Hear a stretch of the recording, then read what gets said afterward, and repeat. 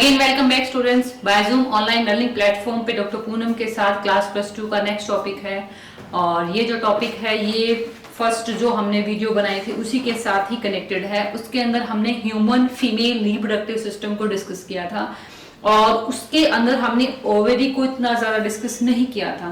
सो इस पार्ट के अंदर हम ओवेरी को कंप्लीट डिस्कस करेंगे और ओवेरी से भी ज्यादा इसके अंदर हम development of the graphene follicle के डिफरेंट स्टेप्स को डिस्कस करेंगे।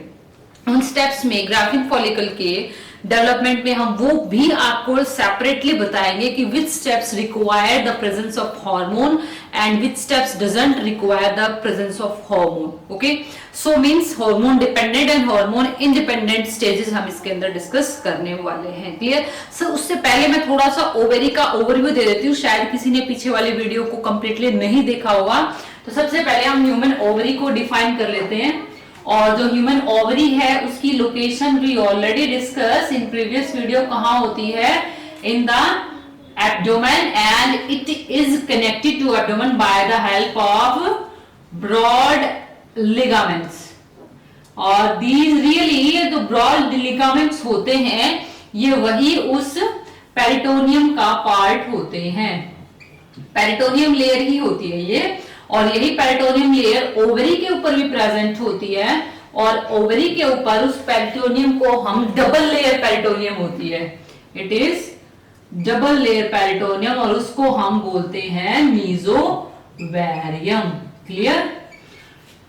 ओवरी का अगर हम पैरामीटर देखें तो ओवरी जो है वो लगभग 2 to 3 सेंटीमीटर इन लेंथ होती है और स्ट्रक्चर वाइज अगर इसको हम देखें तो it is completely covered by the help of fimbriae of the fallopian tube. So ये ब्रॉड लिगामेंट इसको यूट्रस से भी जोड़ते हैं और इधर इसके ऊपर फैलोपियन ट्यूब होती है और फैलोपियन ट्यूब के ये क्या होते हैं, फिम्ब्री। और ये कौन सा एरिया होता है, it is the ampulla area. Okay, and this is ovary. अब अगर इस मैमेलियन ओवरी का हम सेक्शन दिखाएं, आपको हिस्टोलॉजिकल सेक्शन दिखाएं, तो ओवरी के अंदर क्या क्या प्रेजेंट होता है। पहले तो मैं लेयर बताती हूँ आपको कि ओवरी के ऊपर कौन कौन सी लेयर होती है। आउटर मोस्ट ओवरी के ऊपर क्या होती है, विसरल पेरिटोनियम, और इस विसरल पेरिटोनियम को हमने बोला है it is peritoneum, it is मीजोवेरियम। Testis के अंदर हमने इसी पेरिटोनियल के पार्ट को हमने मीजोकियम बोला था और यहाँ पे हो जाएगी मीजोवेरियम। इसके नीचे क्या प्रेजेंट होता है, below that there is a fibrous connective tissue layer और उसको हम बोलते हैं that is the corpus albugineum. Albugineum और ये क्या होती है, it is made up of fibrous connective tissue layer. Fibrous connective tissue layer. Okay, same this layer is also found in the case of the testis. Testis के अंदर भी हम outer जो लेयर होती है उसको 3 पार्ट में डिवाइड करते हैं। ओके, सो ये बीच वाली जो होती है कॉर्पस एल्ब्यूजिनिया उसके अंदर भी प्रेजेंट होती है टेस्टिस में। इसके नीचे प्रेजेंट होता है जर्मिनल एपिथेलियम। जर्मिनल एपिथेलियम और ये germinal epithelium cuboidal in nature होता है। क्यूबोइडल एपिथेलियम होता है सिंपल, लेकिन as it is found in the case of ovary तो इसलिए इसको जर्मिनल एपिथेलियम बोल देते हैं। और इसके नीचे होता है पूरा का पूरा जो मैटर है ओवरी का उसको बोलते हैं स्ट्रोमा। और डिपेंडिंग ऑन द डेंसिटी इस स्ट्रोमा को हम 2 पार्ट में डिवाइड करते हैं। आउटर पेरिफेरी पे होता है कोर्टेक्स और मिडल में होता है मेडुला रीजन। ओके, अब हम इसके और इस कोर्टेक्स रीजन के अंदर क्या होता है, इसमें होते हैं oocyte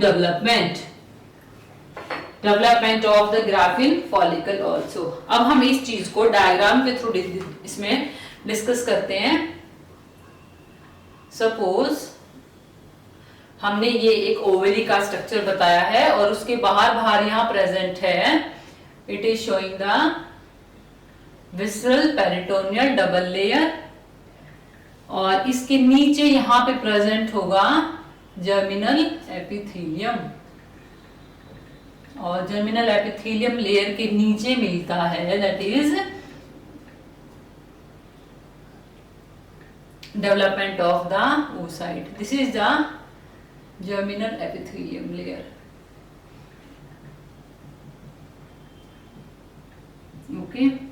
अब यहां पर कुछ egg nest दिखते हैं, and these egg nest help in formation of the follicular cells. और अब हम यहाँ पे डिस्कस करते हैं, यहाँ पे आप ब्लड वेसल्स भी दिखा सकते हैं।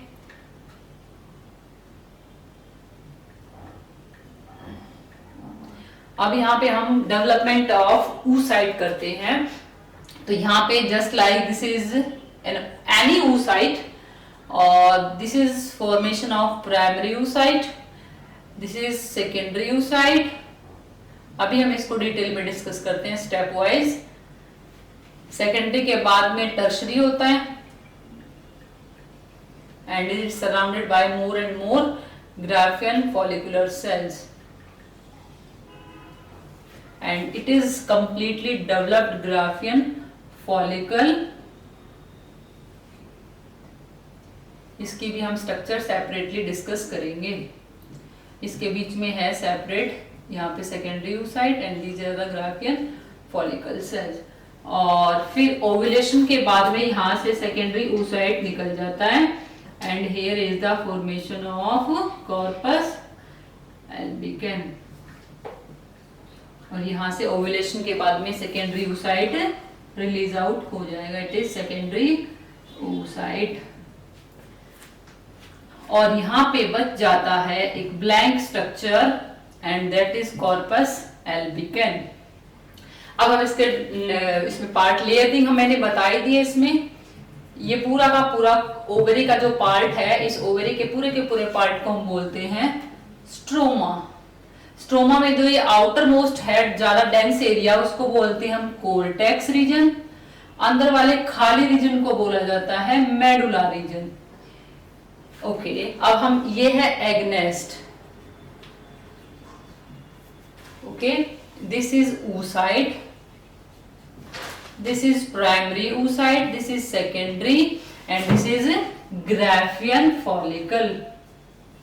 इसको मैं सेपरेट ग्राफियन फॉलिकल, इसके अलग से स्टेज हम डिस्कस करेंगे।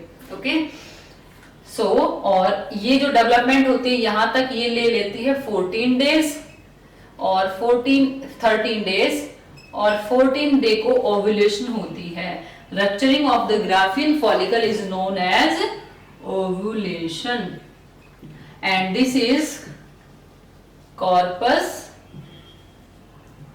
luteum, and this is corpus albicans. Okay, so this is the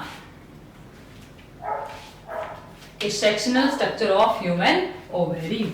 अब हम यहाँ पे स्टेप बाय स्टेप डिस्कस करते हैं what is the stage that is involved in development of Graafian follicle. So हम यहाँ पे लिखते हैं डेवलपमेंट ऑफ ग्राफियन फॉलिकल। ठीक है, before that you have to know about the oocyte। oocyte क्या होते हैं? अगर फीमेल फिटस, लगभग फीमेल फिटस में बिफोर बर्थ अगर हम उसकी ओवरी का सेक्शनल स्ट्रक्चर करें और उसमें काउंट डाउन करें, तो लगभग फीमेल फिटस की ओवरी के अंदर लगभग 2 to 3 लाख oocyte होते हैं। ओके, एंड आफ्टर बर्थ से लेकर के पबर्टी तक ओवरी के अंदर, ईच ओवरी के अंदर लगभग 60 to 80,000 ही oocyte रह जाते हैं। इसका मतलब continuous there is degradation in the number of oocyte and this continuously degradation of the oocyte is known as follicular atresia. Follicular atresia means continuous decrease in the number of follicle in the ovary. और ये जो follicles जो खत्म होते रहते हैं धीरे धीरे, ये इस ओवरी के अंदर यहाँ पर डिजनरेट होते रहते हैं और इनको हम बोलते हैं, they are known as atretic follicle, और ये ओवरी के अंदर ही कंज्यूम आउट हो जाते हैं। क्लियर? अब अगर इनमें फॉलिकल में अगर हम देखें how many oocytes help in formation of reproduction in help in reproduction in whole life of the female, तो whole life of female is range from लगभग 13 to 45 year age। so अगर इसके अंदर हम देखें लगभग 27 to 30 एज तक, from 13 to 25 to 30 yes,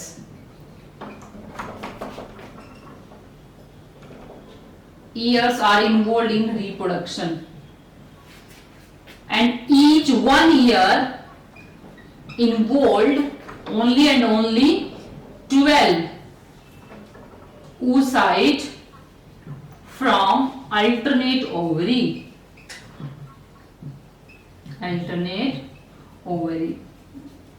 okay.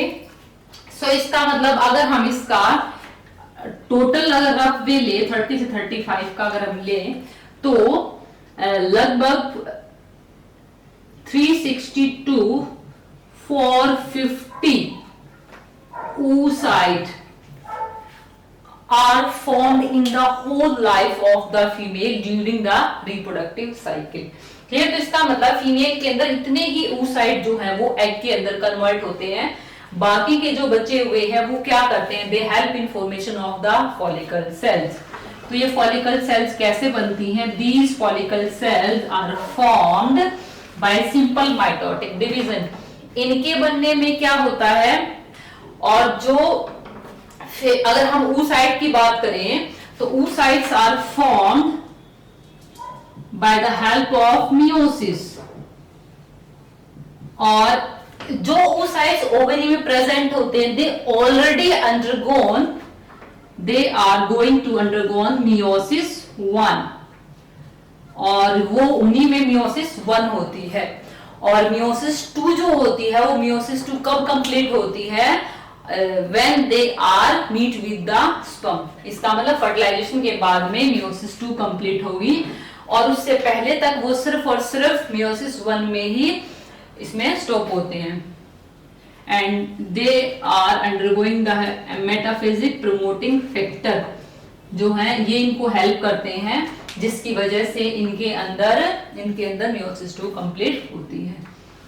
Okay, तो इसका मतलब फीमेल का जो एग है वो उसके अंदर meiosis 1 एक बार सस्पेंड हो जाती है, फिर meiosis 2 सस्पेंड हो जाती है, और meiosis 2 जो सस्पेंड होती है वो कब होती है, that is during the fertilization. meiosis 1 कब सस्पेंड हो गई थी, जब उसका बर्थ हुआ था एंड जब उसकी पबर्टी तक, और meiosis 2 कब सस्पेंड होती है, when it is released up to the when it is fertilized. Clear? Okay, अब हम देखते हैं यहाँ पे development of Graafian follicle. Before that मैं एक और चीज बताती हूँ, अभी मैंने oocyte का बताया, अभी मैं फॉलिकल सेल्स की बताती हूँ। ये जो फॉलिकल सेल्स हैं, अभी जो मैंने आपको जर्मिनल एपिथेलियम बताया था, ये जर्मिनल एपिथेलियम में से कुछ सेल्स माइटोटिकली डिवाइड करती हैं, और माइटोटिकली डिवाइड करके इनमें से बहुत सारे एग नेस्ट बनते हैं, और यही एग नेस्ट आगे जा करके फॉलिकल सेल बनाते हैं, और यही follicle cell in developing oocyte के बाहर प्रेजेंट होते हैं, और यही फॉलिकल सेल्स ही एस्ट्रोजन को रिलीज करते हैं। क्लियर? अब हम देखते हैं यहाँ पे step by step development of Graafian follicle. अब हम यहाँ पे पहले लेते हैं, this is starting oocyte cells, इसके बाहर ये है बेसमेंट मेम्ब्रेन, मैंने डॉट डॉट से दिखा दिया इसको। सो इसका मतलब it is primordial follicle, it is primordial follicle. Okay, तो ये हो गई इसकी बेसमेंट मेम्ब्रेन, बेसमेंट मेम्ब्रेन। ये है इसके अंदर इसका, इट इज oocyte, और इसके बाहर बाहर जो डेवलपिंग सेल्स है, इसको ये जो सेल्स हैं these are the granulosa cells, जो अभी बाहर बाहर एडेयर होना स्टार्ट हो गई है यहाँ पे। क्लियर? ये प्रिमोर्डियल फॉलिकल है। प्रिमोर्डियल फॉलिकल फिर बड़ा होता है, इतना बड़ा नहीं बनाते, छोटा ही बनाते हैं, और इसके अंदर वही इसका oocyte, लेकिन there is no any meiosis, single है। ये बेसमेंट मेम्ब्रेन है, और इसके अंदर की साइड जनरली बुक्स के अंदर जो डेवलपिंग फॉलिकल दिखाया होता है उसमें फॉलिकल सेल्स को बाहर दिखाया जाता है, लेकिन फॉलिकल सेल्स अंदर की साइड ग्रो होती है इसमें।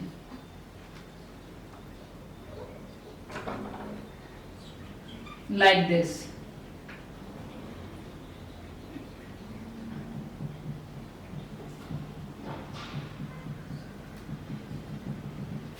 ओके, सो दिस इज, ये वाली स्टेज जो थी ये दिखाई है मैंने, और ये प्राइमरी oocyte वाली ये स्टेज है। तो दिस इज प्राइमरी oocyte। इसका मतलब अभी जो मैं स्टेज दिखाऊंगी ये मेंस्ट्रुएशन साइकिल में 1 to 14 डेज की होगी।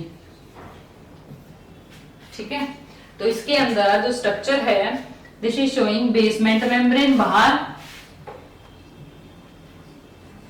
बेसमेंट मेम्ब्रेन, बेसमेंट मेम्ब्रेन के नीचे है यहाँ पे granulosa cells,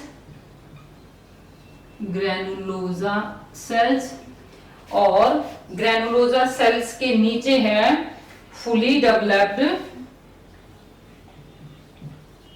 fully grown oocyte, because it developed zona pellucida, it developed the fully develop oocyte लिख लो बस। और इसके बाहर बाहर यहाँ पे इसके अंदर की साइड यहाँ दिखा सकते हो, जोना पेलुसिडा इन सेल से रिलीज होते हुए यहाँ पे बन जाती है, जोना पेलुसिडा। लेकिन ये जो स्टेज है, इस स्टेज के लिए किसी भी हार्मोन की जरूरत नहीं पड़ती है। इसके बाद में नेक्स्ट स्टेज है, और उसके अंदर बन जाता है सेकेंडरी oocyte।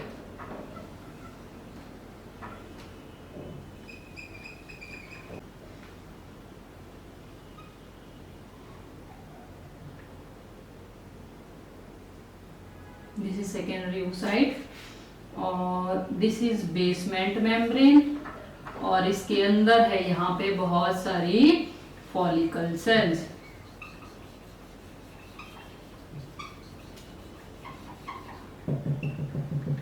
ये बन गई फॉलिकल सेल्स। तो ये है ग्रैनुलोसा सेल्स, बाहर है बेसमेंट मेम्ब्रेन। ओके, ये है फुली ग्रोन oocyte, और यहाँ पे इसके स्पेसिफिक रिसेप्टर्स भी डेवलप हो जाते हैं for recognition as well as the sensation for toward hormones, and this is secondary oocyte। Clear? और ये जो एरिया है इसको प्रिजम्पटिव थीका बोलते हैं, क्योंकि ग्राफियन फॉलिकल के अंदर आपको थीका एक्सटर्ना और थीका इंटरना को बताया जाता है। और उसके बाद में अब यहाँ पे हम डिस्कस करते हैं ये जो स्ट्रक्चर है, ये 3 स्टेज, ये स्टेज 1 है, means it doesn't require any type of the hormone, it is hormone independent stage. अब ये धीरे धीरे फॉलिकल सेल्स क्या करती हैं, एस्ट्रोजन हार्मोन को रिलीज करती है और एस्ट्रोजन हार्मोन इनके बीच में यहाँ पे इकट्ठा होता रहता है, जिसकी वजह से अब इसके बीच में कैविटी बननी स्टार्ट हो जाती है। तो अब इसके बाद में जो 3rd स्टेज आती है, उस 3rd स्टेज के अंदर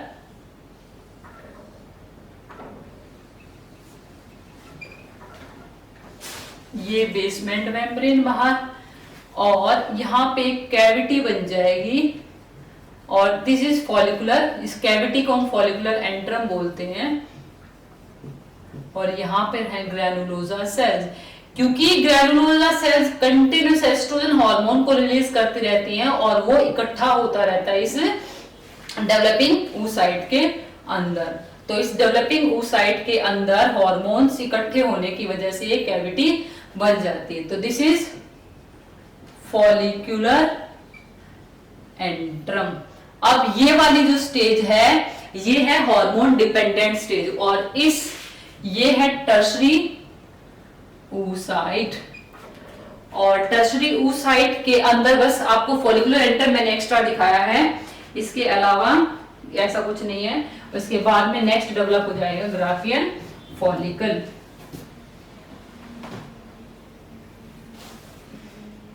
ग्राफियन फॉलिकल के बाहर थीका एक्सटर्ना ऑब्जर्व होती है, थीका एक्सटर्ना के नीचे ये है बाहर थीका एक्सटर्ना, फिर उसके नीचे है थीका इंटरना और फिर यहाँ पे कैविटी होती है फॉलिकुलर एंट्रम। यहाँ पे अब मियोसिस हो चुकी है इसमें और ये बन गया है सेकेंडरी oocyte और इसके बाहर है जोना पेलुसिडा और कुछ सेल्स यहाँ पे होती हैं which like a stalk and help to connect the basement membrane to the secondary oocyte, उनको बोलते हैं cumulus oophorus cells, cumulus oophorus cells। और यहां पे सारे प्रेजेंट होती हैं follicular cells, these are all are surrounded by follicular cells। तो ये है डेवलप्ड ग्राफियन फॉलिकल। ये जो दोनों स्टेज है ये है hormone dependent stage, this is follicular antrum, follicular antrum, theca externa, theca interna, फिर ये है ग्राफियन फॉलिकल, मेम्ब्रेनस ग्रैनुलोसा भी बोलते हैं इसको, membranes granulosa. Clear? This is secondary oocyte, this is cumulus oophorus cell. So it is fully grown developed graphian follicle। और इसके अंदर इतना एस्ट्रोजन भर जाता है 13 डेज तक, क्योंकि इतना भरने की वजह से 14 डे को ये रप्चर हो जाता है और इसके अंदर से सेकेंडरी oocyte रिलीज हो जाएगा और बचे हुए जो सेल्स हैं उनको बोलेंगे हम कॉर्पस ल्यूटियम। तो कॉर्पस ल्यूटियम की जो सेल्स हैं वो फिर क्या रिलीज करना स्टार्ट कर देती हैं, they help to releasing the corpus luteum और कॉर्पस ल्यूटियम से बन जाता है कॉर्पस एल्बिकन। क्लियर भाई? ल्यूटियम में होता है ल्यूटिन पिगमेंट और ल्यूटिन पिगमेंट होने की वजह से वो रिलीज करती हैं प्रोजेस्टेरॉन प्लस रिलैक्सिन और ये प्रोजेस्टेरोन हार्मोन अपने ही सिक्रेशन को बढ़ा देता है if there is pregnancy, because progesterone is known as the pregnancy maintaining hormone. तो both these are help in maintaining the pregnancy. और कॉर्पस और ये येलोइश इन कलर होता है और एल्बिकन फिर जाते जाते व्हाइट हो जाता है। अगर प्रेगनेंसी नहीं है तो सेकेंडरी oocyte को मेंस्ट्रुएशन के थ्रू रिलीज आउट कर दिया जाता है और कॉर्पस एल्बिकन फिर वहां पे धीरे धीरे डिस्ट्रॉय हो जाता है ओवेरी के स्ट्रोमा रीजन में। क्लियर भाई?